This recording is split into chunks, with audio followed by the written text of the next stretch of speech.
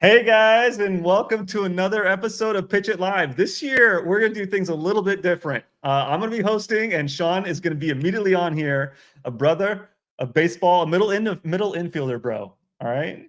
I know I'm the shortstop. You're the second baseman. I don't know if I'm really that fast. I'm better on first base, not so much running, but I can catch really well. Yeah.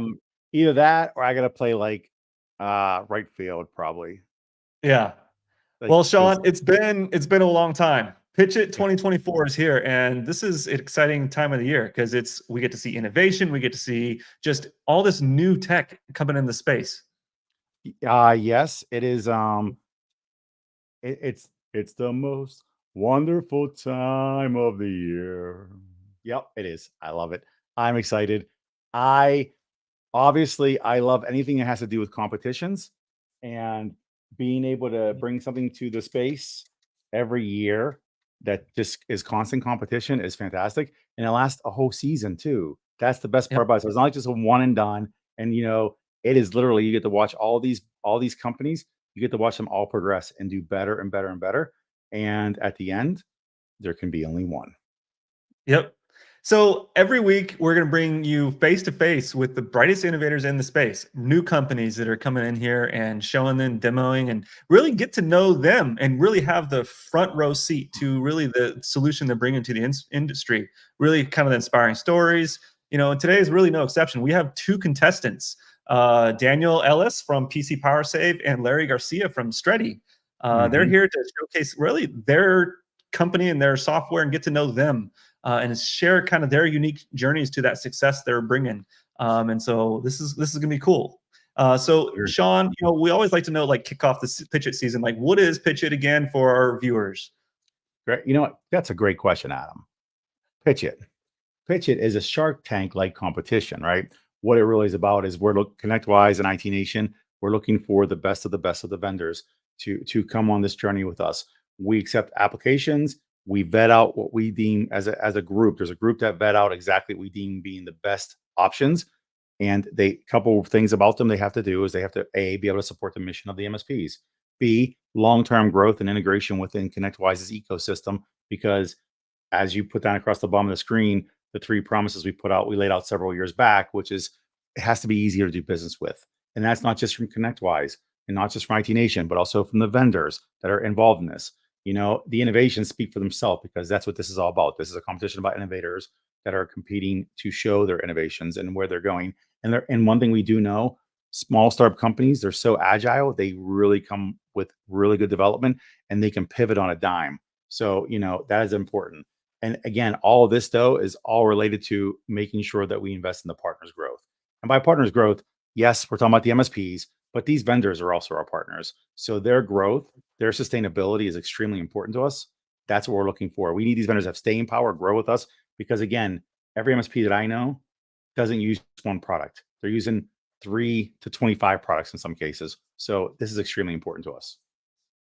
Nice. Yeah. And, this is a great experience for us. I love doing this. And really, it's also interactive. I really want everybody to be part of this conversation.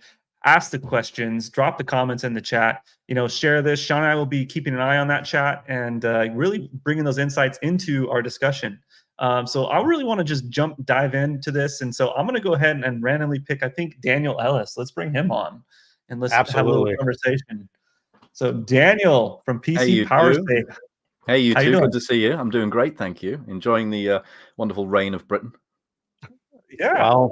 Well, Daniel, I live in Pittsburgh, similar weather usually, but it's sunny today.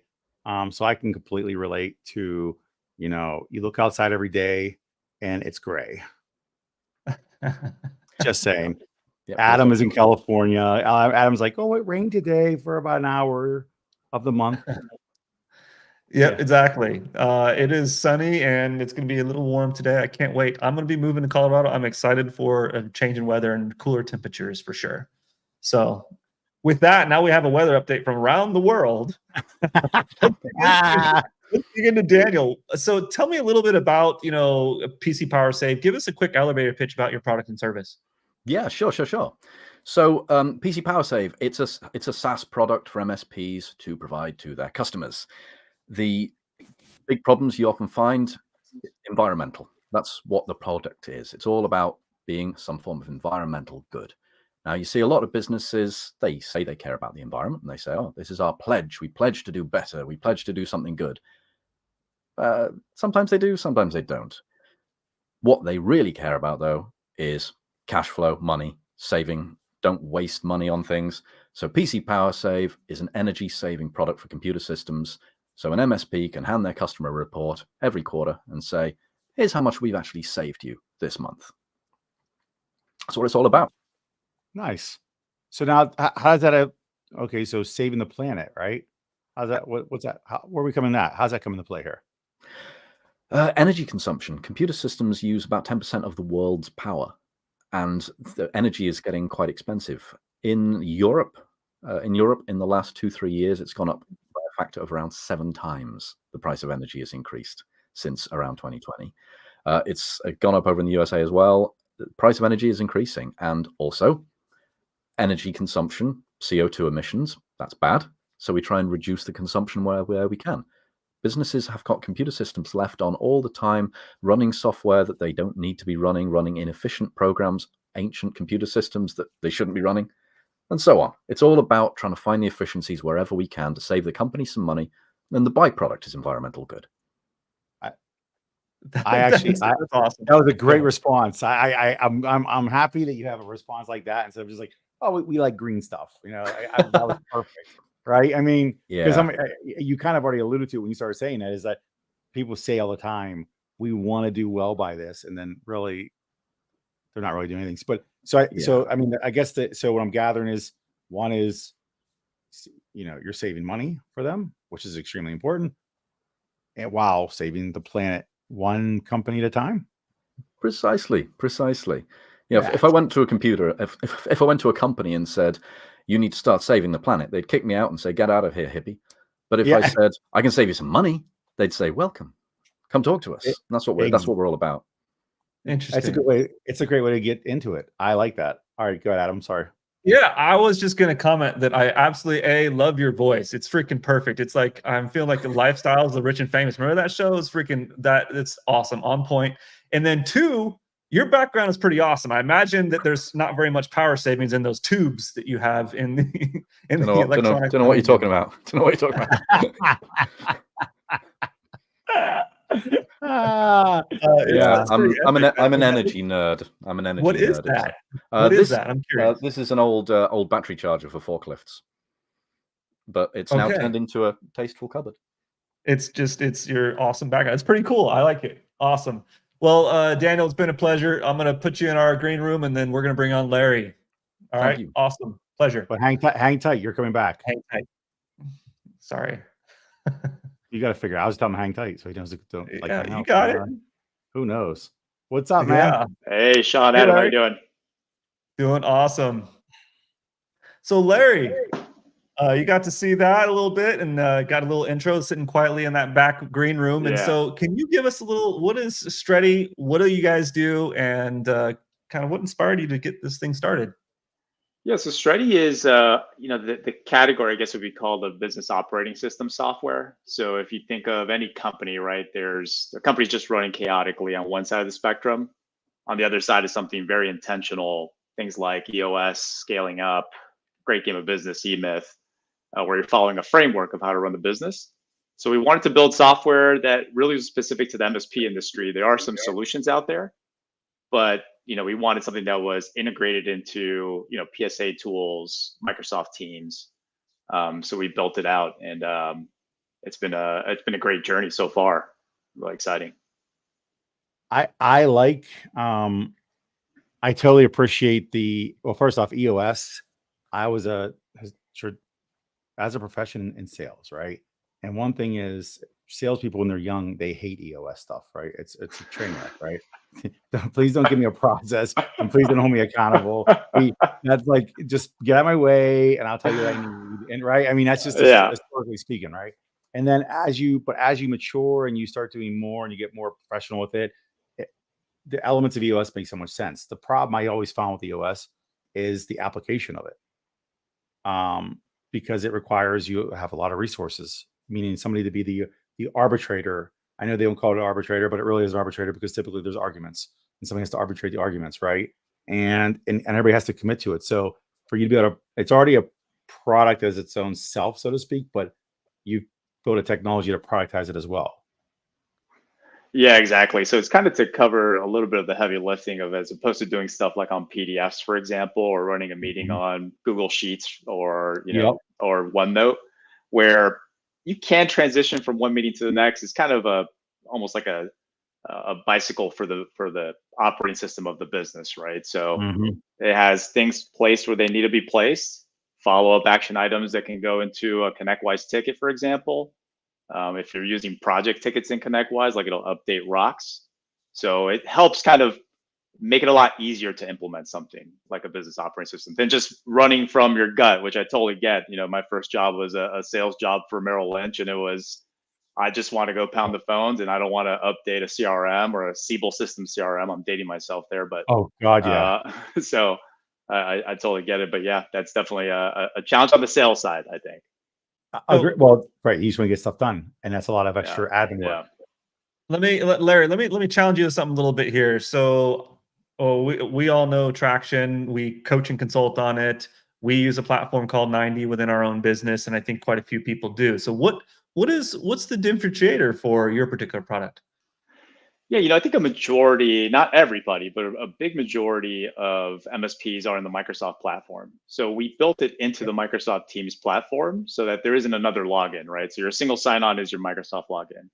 Your notifications, like in 90, you would get an email, you would get a chatbot that just tells you, hey, you have something to do today, or put in your rocks, or hey, there's a meeting coming up and here's your notes for your one-on-one meeting with one of your direct reports. So we wanted to live where MSPs live day in, day out, which is Microsoft Teams. I know there's a lot of people that use Slack as well, and we'll get there eventually. But then we also heard a lot from technicians who said, hey, I'm living, in this system here, but then everything has to be in ConnectWise or it doesn't exist, right? So what we wanted to do is a lot of those to-dos, rocks, we wanted to say, all right, if you create it here, go create a ticket and then follow the ticket, meaning if you go close the ticket out, it closes the to-do inside of Strety. So again, very MSP focused. And then also just kind of avoiding two silos of work in a ConnectWise world or any PSA, and then the EOS Strety world or scaling up world. Yeah, nice. So just a quick question then. So where does your platform sit as far as for the users? Are they actually in your platform? Are they in Teams? Are they in ConnectWise? Which one's facing what and where? Yeah, you're inside of Microsoft Teams. So it's an app in the Microsoft Teams App Store. So you're in there. There is an option to go kind of direct web app, and a lot of other SaaS applications. But I would say the majority of our users, like 90% of them, use the Microsoft Teams application. So you're in that environment running it. And it sounds like it also lays very nicely to project management platforms. It does, yeah. So we're interconnected into Microsoft Planner, Microsoft To Do. We're connected into the projects part of ConnectWise. So and that'll expand. As we get requests, we'll build out more integration. Yeah, that's what I was going to say, is so that you have the ability to integrate to other project management platforms then. Yeah, absolutely. And something you said earlier on about being small and nimble, that's the I would say of our customer base right now, their happiest is that feature request comes in, we turn it around a couple weeks type of thing. So Awesome. very, very nimble and can move very quickly. Cool. Awesome. Cool. I'm done.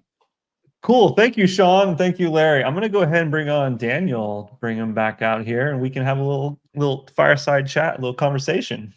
A little powwow. Powwow, a family intervention. No, I'm just kidding. That's between Keith and Sean. Adam's on there. Larry, it's not going to get you any points by doing that, just so we're clear. That's not how this works. So I'm going to go kind of just through some of our questions, kind of understand a little bit more about your product and kind of understand really the reasons why you created it. So kind of, with Daniel, when it comes to you, and then we'll go Larry, it's like, what problem does yours solve? What issue and reasons why you kind of created the organization, the software solution? Sure. I mean, the original reason I actually began it was I did some IT work for a school about 10 years ago, and I just saw how much they were wasting. And I got curious, so I ran the calculations and I figured it out. And wow, that is a lot of money you are wasting as a company. So I got something together. I coded something at the time. In modern standards, it would be terrible, but coded something at the time to save them something. It saved them a significant chunk for a long, long time. But the specific problems these days, the reason why we rewrote it for the MSPs a couple of years ago was trying to do something that was a little more, good for the world. I also wanted to be able to go along to our MSP customers, because I also run an MSP that I'm largely away from nowadays. But I wanted to go to our customers and give them some good news every quarter to say, hey, we've saved you some money. We're not just trying to get you to buy a new thing this quarter. Look what we've saved you. So it mainly walks in lockdown, walking around industrial estates, seeing just how many people left their machines switched on, hearing air conditioning, plant machinery just humming away all day. It's just incredible how flippant people were being with the energy. And then when the price went up, I thought, well, I've got to launch this idea again. Right. Well, okay. So question then too, Yeah. how do you make the MSPs effective? It's an obvious thing what it is, but how do you make other MSPs when they're working with end users? Where does this fit into their conversation? How do you get them to have that conversation with their end users and make it successful? Sure. Well, generally it's what you, as the account manager, you bring up with the customer at the QBRs. You say, look, this is a new thing. We're going to try it out for you, and I think we could save you something here. We've run a report. We've noticed you're running quite inefficiently. We could save you some money here, and just so you know, the product generally costs less. The customer pays less money than they save, so they'll be on top profit wise. So it just comes to IT engineers will run a script and it'll say, here's how much you could save. Take that to the customer, and the customer will say, gosh, blimey, that's fantastic. I really want to save that money. And you implement it, prove the savings, and that's it. Every quarter you can then turn up, show them what they've saved. I think that's great. And so that integration, the QBR stuff is possible then as far as so perfect. Yeah, absolutely. I mean, I think that's the biggest struggle point. Now, and then one more thing before I let you off of that one. When it's all said and done, it's automatically, a lot of QBR systems are doing proposals, right? They're self-generating proposals. Is your stuff able to just throw right into there then at that point? Like, well, this is where the wonderful roadmap question comes up. Next steps, ConnectWise integration, which we're working on at the moment, so you can just see the stats right there as a configuration from within Manage. nice. But that means we'll be able to get BrightGauge on board, and that will help with a lot, because a lot of QBRs come from QBR management software, but a lot of them come straight from BrightGauge as well. So that's the path we're taking. I love it. But in the meantime, it'll still generate a pretty PDF report you can print out and take with you. Sure, right. Because you need something, and Yeah. it's easier for me to read off a piece of paper and hand somebody something too as well. Yeah, absolutely. It says, Yeah. here was the most prolific energy user in your company this quarter, and here's what we did about it. You should fire them right away. Yeah. And just before we go to Larry, Keith obviously love his interaction here. Does PC Powersave use Wake Up on Demand or other lights out, so we can save money, and we can help Wake Up for patching and inventory? Can you answer that question? Yeah, I can. And I promise I didn't ask Keith to ask it, because that's one of the things we're working on at the moment. I'm a techie, so apologies. I'll try and stay from being too technical on it. There will be some functionality built in, which will, after it's shut down the computer systems, they will automatically boot up certain computer systems at certain times as well. However, for the moment, to make sure patching isn't missed, it will also make sure that on certain days of the week, it will make sure the computer is awake. It's not gone to sleep mode. It's not shut down. It's not hibernated. It is awake, ready to receive updates, probably on Patch Tuesday. Nice. What a pretty awesome. Okay, cool. That was a bit of layup for you. That was like a lot. What that was. Keith was like, "Here you go. I'm gonna answer your question. It's so important."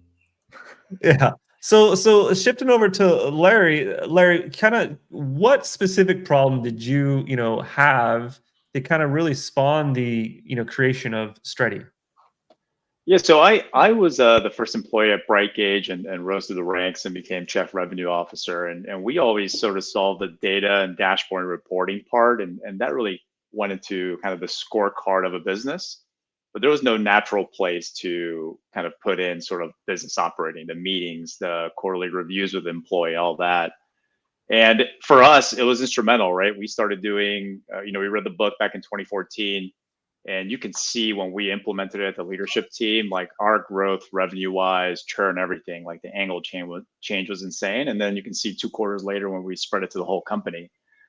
So it was kind of a way to force mature ourselves from being sort of a startup to, talking about the modes theory stuff, like a value builder, right? Like, all right, let's get a little bit more professional. Let's put things in place. But again, we started working on it. We ended up selling the company to Continuum back in 2019, and then this code that we only had, I don't know, 5 months of it, we just kind of let it gathering dust for a long time and picked it up here in the past year. I like Wow, that. that's really cool. Right. Geez, Sean, who's talking here? You, not me. So Larry, one of the things that I'm just finding intriguing, just going through your website and just hearing about it over the past couple of weeks, is the integration within the Microsoft ecosystem platforms. I mean, practically every MSP deals with that, and I think you would be the very first solution. It's kind of like an EOS operating system tool that is fully integrated. Is that correct? I mean, I don't know the competition very well. I think there might be something else out there. Some people use something called Decisions out there, but I would think as far as very focused in that world, I believe so. And again, that's really coming just from our MSP background, right? Like we've known Microsoft forever. And so that's where that decision came from, was let's stay where the industry that we know, and then the ConnectWise ecosystem. So. Yeah. So speaking about the ConnectWise ecosystem, another question from Keith kind of came out is, so how does Strety coexist, enhance, or live within the CW sidekick? Yeah, not something. It's sort of coexist. It'd be a different thing, but I think that's something that's a very interesting sort of integration for us, of kicking off sort of workflows and things out of Sidekick. But so something we're definitely investigating in this year. Okay. And then one final question is, this is around Strety, help deploy EOS, or you must implement your framework and then use Strety? You can really do both, right? So we have people that are using implementers, we have people self-implementing, and there's people, the application does have some other things that are not really, I would call it EOS pure, that you can sort of implement your own framework, right? So you're almost treating the business, just like all of us in the MSP industry, treat technical problems that we want to solve, but doing that towards the business, right? Like solving business problems in the same sort of mindset. And so we have tools around to help do that. Question for that. I have a follow-up on that, or just a general overall offer, Larry. So this is something that is, you have a channel program essentially to sell to MSPs, and but the MSPs you could sell through the MSPs to the end users as well, right? Yeah, at the end of the day, right? Like the industry we're in is productivity, right? That's the base core of TSPs, right? The computers to make you more productive, networks to make you more productive. So what better way to have a conversation with one of your clients saying, hey, look, this is how I run my business actually, right? Like this is how I make my OKRs or my rocks or my goals for the core. This is how I meet quarterly. This is how I meet daily. This is how I do my one-on-ones with my employees, and have that conversation side to side with your client base. Right. So that's another thing that we recently introduced about 3 weeks ago. We're super excited about. So hell, you and Daniel could be working together too. Possibly, yeah. Sure. I'm thinking just, okay, let's run with the theme of QBRs. What are QBRs essentially? They're part of things deliverables that you have to do to keep, whether it's maintaining the business, improving the business, or whatever, right? We know that. EOS is essentially the same thing too. Obviously, yours is a weekly or monthly or quarterly maintenance of whatever's happening, conversation of deliverables with rocks and whatnot. But those rocks blend into the QBR system. Yeah, exactly. So yeah, we have a number of customers that are running their client meetings with our platform, right? Like you can handle any meeting agenda in the business with our platform. You can invite those customers into your system. You can assign them to-dos that then integrate into their Microsoft To-Do or planner. So all those things are possible. Yeah, I mean, and that might be again, back to the easy to do business with and integrations. It's extremely important for the MSPs. And Larry, you obviously know because you built Brightgate, you know exactly what happened there. It's important to be able to leverage that with another technology, you know? And so again, it's a big conversation. If you only have one data source, you can only connect to one place, it doesn't make it so scalable sometimes. Yeah, for sure. And that'll be the challenge. And the hopes is that some of our expertise on integrations is going to be very important, right? And that's definitely a big thing on the support ticket side. When someone comes to us and says, hey, I'd love to go connect into, my team does this for project management that's not ConnectWise, like us stepping in and building for that. Yep. So it's definitely a journey that we'll be on here and for sure into the future. Right. Now that makes sense. So, all right. So now, and to come back to your comment, Adam, or kind of question you said about the only ones doing this in our space, and we do our due diligence when we're looking through the applications for both of these guys. They're one of the only ones we could find doing what they're doing in our space. I didn't go out of our space because that's a lot more to do. But yeah, both Daniel and Larry are both doing something that we have not seen yet. Not as an application.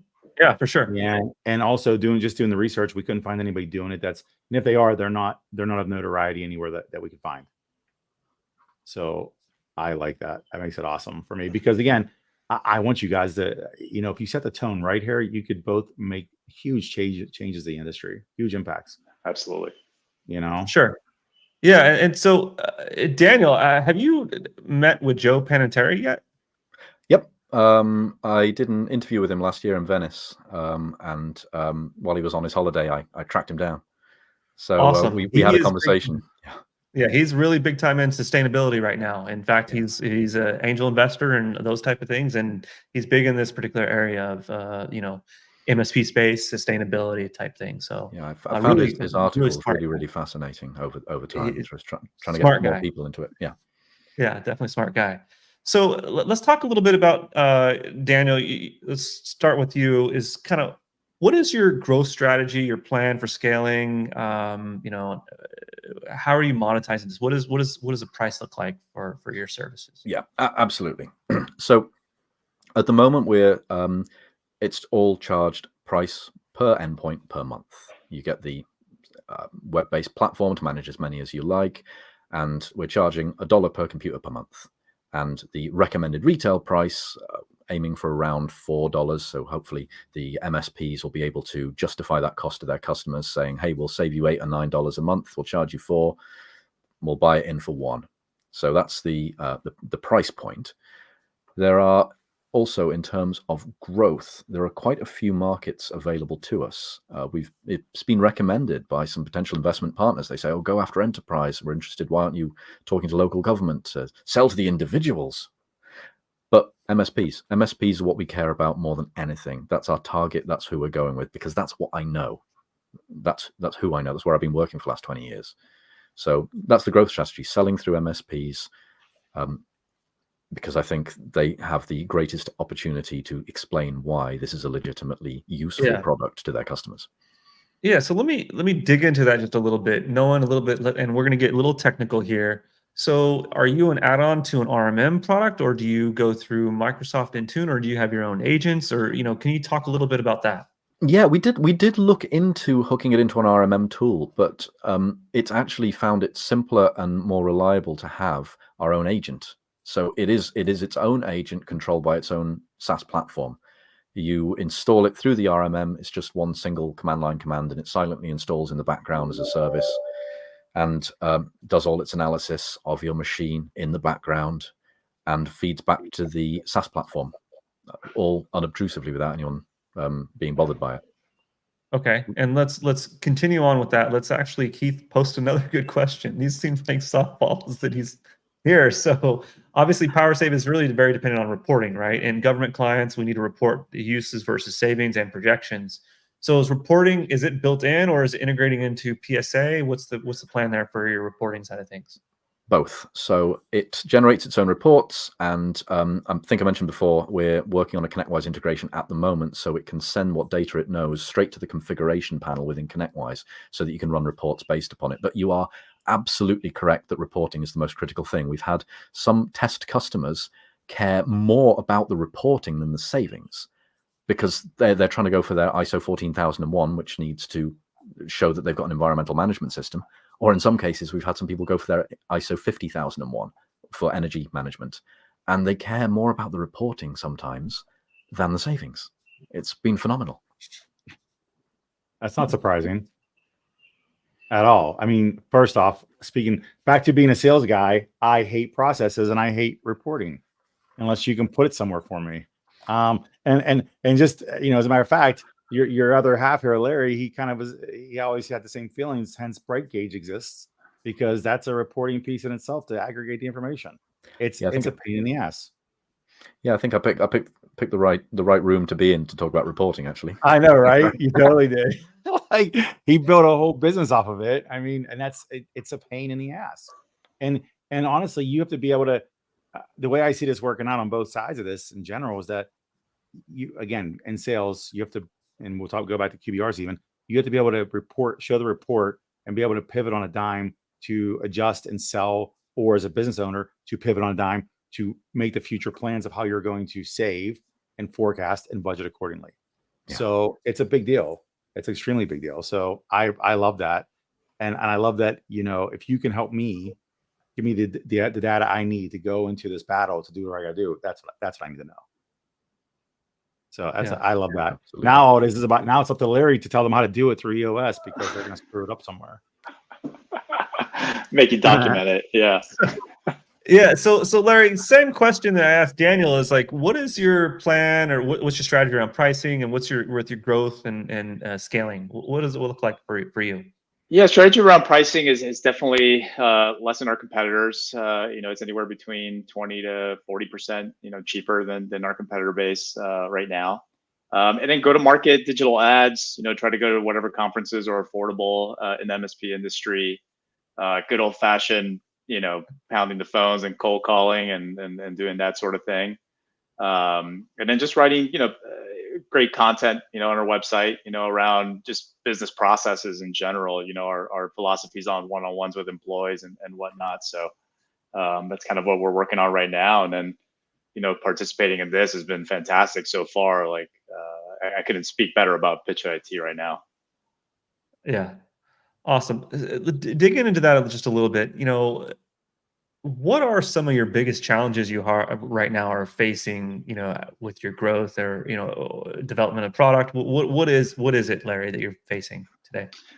We are coming into a little bit later in the game, right? So there are sort of people that have been using a product for a very long time. So that maybe that change management, right? If you're a larger MSP and it's at our price point, it becomes one of those like, I could change it, but what am I going to do? I'm going to save $2,000-$3,000 over a year. And, I fought the company because nobody wanted to do EOS, and they finally started using this other product. So that's been a challenge. We've done a pretty good job of providing free migration services that helped us a ton. So that's really helped us with getting us off of competitors. But that's definitely been a challenge for sure, just kind of being later into the market. Nice. And Daniel, similar question. What's been your kind of biggest challenge you faced so far growing your organization? Well, before I tell you what's been the biggest challenge about growing it, it's the biggest challenge for me was I've been running a company for 20 years. I had access to resources. I could ask colleagues for help with things. I could say, let's buy all this marketing material. And now just starting again, straight from the word go, ground up. Oh, it was a tough first 12 months with it. But we got there, and building the team was the most important part of that whole challenge, making sure you got the right people, and so you can look after the right people. But growing it challenge, it's not actually been too tricky so far. Everyone it's been pitched to has said yes to it, which has been fantastic. And we've got some MSPs who are signed up, but those MSPs have run into issues where they get a certain way and they slow down. And so we've put in place a guided deployment. So we join them through deployments to make sure they get the most out of it, to say, right, here's how to use the system. Here's how to do your first deployment to your customer. Here's how to handle the first reporting to your customer. So that was a challenge earlier on, but it's been largely resolved now. So one quick question then on that for both of you, actually. we talk about implementation is extremely important. Non-onboarding is extremely important, right? And so is sustainability of you maintaining the value the whole time, getting shit done, right? So how do you, and I'm only really bringing it up right now, Daniel, because you just said about where you're with them on that journey essentially, but what does that look like? Is it scalable, right? Because the one thing we know is if it's too people heavy on services, it's not scalable, right? You got to figure out a way to self-serve at some point or whatever. So we'll start with you, Daniel. Even how does that look like? How's the onboarding implementation and and be able to scale with success look like here? Well, so I'll tell you how it looks like now and what the scalability plan is. So what it looks like now is it's one-to-one sessions where we give them a half-hour tour, which includes the deployment, and then there's a half-hour follow-up a week later and a half-hour follow-up a week after that. That's how it works currently. However, we're using these sessions to work out what the frequently asked questions are. What's the sort of thing people are going to need for their training materials? I'm starting to record videos to replace the one-on-one sessions. However, the sessions are also designed so that they can be carried out as a webinar or in a not one-to-one session, but a one-to-many session. So it's scalable in that particular way. I love that. And then will they expect any more follow-up after that third meeting, or are you guys done? It's not expected, but what we found is if we provide another follow-up, they tend to close more leads. There'll be a point where the benefits stop, where the effort required to support them outweighs the benefit. But at the moment, 3 or 4 meetings has been plenty. Got it. Perfect. Larry, same thing to you real quick, because I know we have a few minutes left, and Adam is like, he'll start to sweat in a minute. Adam, so see, I know him well. So go ahead, Larry. Same question to you, man. Yeah, we're trying to be as high touch as possible, where they need us to do, onboardings and trainings, moving people from other things. Like we're doing things that don't scale right now for sure. And I think at some point it's, automating those processes. We try to build a pretty good, content library on, different parts of the application and spend a lot of time on it. And does it make sense? Is it graded well? So we're trying to do that, but it's, it's a typical, startup challenge. And like what Daniel said, we definitely miss having 15 developers in our bright gauge days. This is kind of back into startup mode and all hands on deck type of thing. But we're getting there, I think, and it's been a good journey. Awesome. You think I like that? We're getting there, I think. So some days you have it, some days you don't. Anyway. No. Some days, you know how it is, man. Some days you wake up, you're like, "What is this? What are we doing here?" And some days, like, it's you can't be stopped, right? You can run through a brick wall, and then some days the brick wall falls on top of you right before you get out of bed. Oh yeah, no, I've been there, done that many times. So it's just all growing a business. That's what we do as entrepreneurs. It's just we have to face those things. It's great. But you know what? The brick wall is always a learning experience as we go through it. So it's like, oh, I can't take a 1,000-pound brick wall, but maybe a 500-pound one. Okay, next time. So I'm going to ask Daniel. In closing out, really, I'm going to ask you kind of 2 questions. It's like, what are you really looking to get out of the PitchIT competition? And then, what is the next step for your organization? Okay, well, the next step is going to be business growth, and the way to target and get in front of as many MSPs as possible. It's a tight-knit community. We're already involved in a few things, like in the UK, we've got Network Group. There's also CompTIA, and we're the MSP I'm part of is members of Evolve. And the way you generally sell and get in front of MSPs is join the community, become a part of it. And that answers your first question of what do I hope to get out of PitchIT? Just meeting with as many different MSP related companies as possible. I've been in the area a while, trying to get known. I know a fair few people in this sector, but I think PitchIT is a fantastic springboard to go even further. Awesome. Larry, how about you?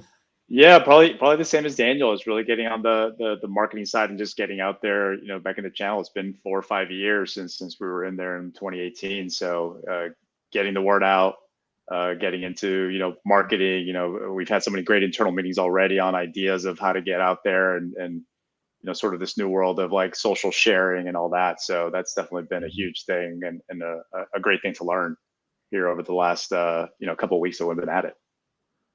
Nice, nice. Well, it's been a pleasure today. I'm going to wrap up with one final question. What would you do if you were to win the prize money? What would you spend that money on? It's not a trick question. I'm just curious what your responses are. Daniel, let's hear it. Well, it wouldn't be coming to me, that's for sure. It would be going. Some would go to the dev I've been working with, but mainly it would go straight back into marketing. Okay. I'd be coming to your events more, that's for sure. Bigger booth. ConnectWise events, yeah, for sure. Yeah. No IT Nation events. Apologies. Okay. That's right. Yes. Thank you, Sean, for the correction. In that. Larry, how about you? What would you do with that prize money? Oh man, I really want to go on vacation. So $70,000 vacation. Have a real good time in Bali. So I think I'd do that. Jet skis. I've always wanted a jet ski. Sort of dangerous, but you'd be Finally, surprised. honesty. I'm from Finally, there's Miami. honesty. I'm from Miami. I've always wanted to stand up jet ski, and so I think I'd go that route. They're expensive now because they're so illegal. But no, truthfully, it'd probably be IT Nation events. So it'd be get involved with the Evolve community and secure and connect. So it'd probably go right into events on the marketing side, like Daniel said as well. Nice. Well, on the marketing side, at IT Nation events, there is the option for having room parties and so forth. Just throwing it out there. That is getting leads and having a really great gathering. So just throwing those ideas out. So closing thoughts, Sean. First, thank you guys for coming on and being part of the program. It's exciting to have you guys, and people watching should know that we go through a lot to choose you all. So it's not everybody that applies gets in because we had far more applications. Yes, and buy cigars. That's We'll do it. Thank you. But yeah, no, thank you. This is exciting. I look forward to seeing how you guys progress because you'll have other interviews like this. And I have a feeling that one thing you see happen is your speak gets better over the course of doing things too. Like there's tweaking that you'll do because we're going to get off of this and you're going to beat yourself up by something stupid, something you said that was stupid, even though it may not have been, but you'll be like, man, I could have said this instead and I should have. And you're going to start tweaking those things because we can't help it. We're our own worst critic. And, so you'll get cleaner, you'll get more refined, which I love. So I'm excited to see what you guys do and, good luck through the competition. Awesome. Yeah. And in my closing, you guys, awesome. This is the first one. It's always a little nerve wracking not having, things, people go before you. And it's awesome. I love this. I love jumping into this. And so join us live next week if you guys are watching us. And next week, we're going to every Wednesday until IT Nation Connect. So that's way back in November. Sean and I are going to be here 11 a.m. Pacific, 2 p.m. Eastern. Next week is Giant Rocket Ship and Threat Captain. So that'll be another fun episode. So and the week after that, we forgot to talk about, which is IT Nation Secure. And there we go. Be there. I know we forgot about that. So put that link on the bottom. People still have time to register. Perfect. That is on June 3rd to the 5th. I will be there. You'll be there. Yep. So yeah, I think people should register for that and come hang out because Adam's having a party and buying drinks. So I'm excited. Nice. This is awesome. On Sean and Keith's dime. Awesome. Appreciate it, guys. Thank you very much. And to those viewers out there, see you guys next week. Appreciate it. Thank you. Bye-bye. Bye, everyone.